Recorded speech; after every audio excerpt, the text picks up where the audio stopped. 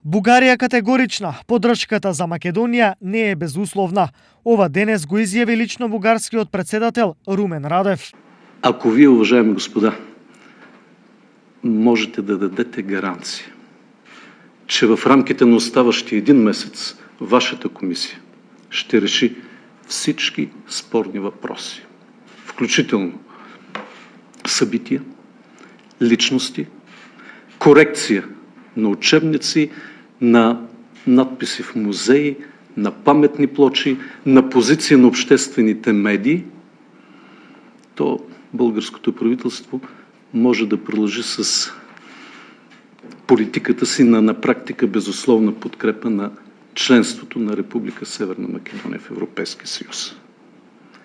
Ако обаче не можете да дадете такава гаранция, следва правителството да предприеме екстрени мерки за изработване на нова национална позиция.